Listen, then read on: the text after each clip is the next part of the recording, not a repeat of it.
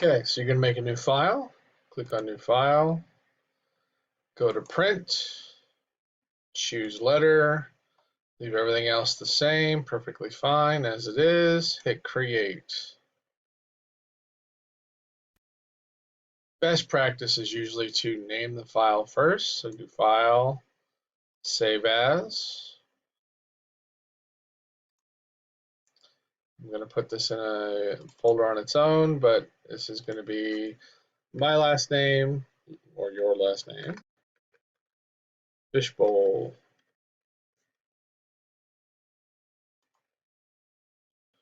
Hit OK. That means that no matter what kind of happens, you have it named already, and if it closes unexpectedly, it should pop up and it shouldn't be unexplained or untitled or anything like that. Like, you'll know which one it is. So we're going to make a fishbowl.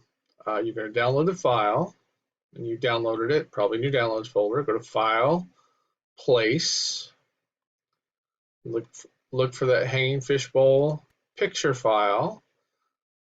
It's going to let you place it wherever that you want. So click once, and there's the corner.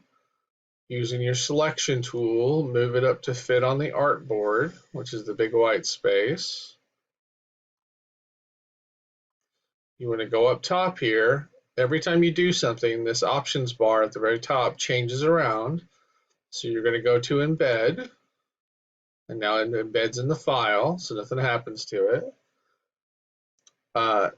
If you do not have these panels open, it's these little carrots, these little arrows. If you click on it, it'll expand the panels. If you forget, the first thing we're going to go to is Window, Workspace, Essentials Classic to make sure it's all set up the same as mine. And then to work on this, you're going to go to Window, Layers, and that'll pop out the Layers panel. I like having the whole panels open because I do a lot of stuff in here, and you will too. So this is perfectly fine to have all these panels open. So down here in Layers, this is the first layer, which is the picture. There's the eyeball to turn it off and on. And then right next to it is a blank space. This is actually to lock the layer so that you can't do anything to this. And since this is our draw, this is what it's supposed to look like, we don't want to do anything right on top of it.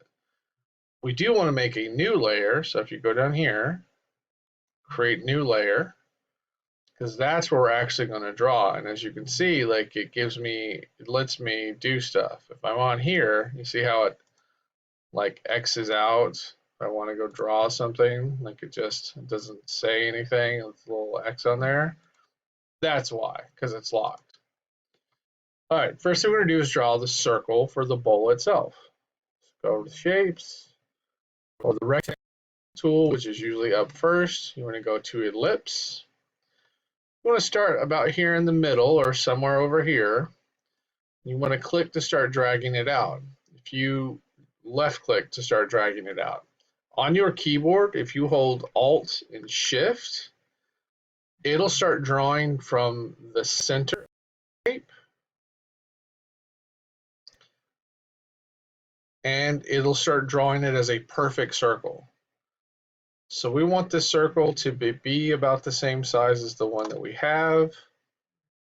Currently, it doesn't on it, so I'm going to go over here and turn on the default fill and stroke. Yours may be already set up. That's perfectly fine. So I'm going to make this about the same size, and that's pretty close.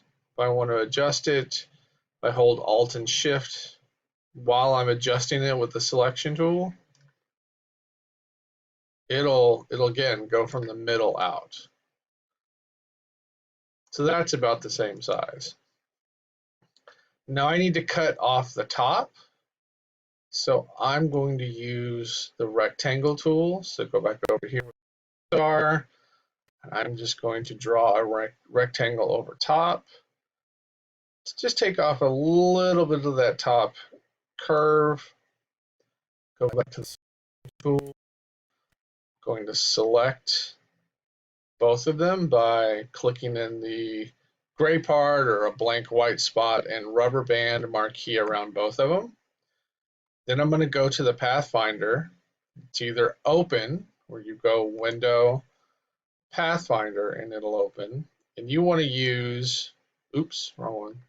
You want to use minus front, because I put the circle, and then I drew the square on top, and now the square is in front of the circle. So if I minus front, it'll trim off that top edge and it'll give me a nice flat spot. That's what I want for now. Now to make the top of this right here, I'm actually going to use the rounded rectangle tool, because it automatically kind of has these curves to it. And I'm going to draw it to be about the same size. See how it's kind of already got the curves that I want? And to get those little cutout divots, I'm going to zoom in so I can see it real good. I'm going to go back to the shape, draw a circle, do the same thing, Alt and Shift from the center. And then I'm going to like place it over this bottom curve. And that's the curve that'll cut. So I want to use this circle to do both sides.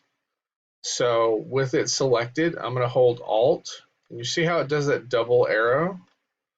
That's a live copy paste. So if I double arrow with Alt and drag over, it'll just copy that without me having to do anything else. I could use copy and paste and then move it over as well. So both of those will work on shapes or lines or anything else. That's pretty much lined up. Like I'm looking at it, looks pretty good. I'm going to select both of these, holding Shift.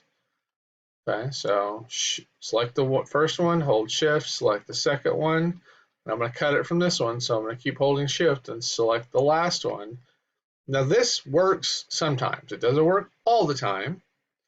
Sometimes with with three shapes, and you try this, it doesn't work for reasons that I'll never know. It just doesn't always work. So if we're lucky, I'll hit minus front and it'll trim those two.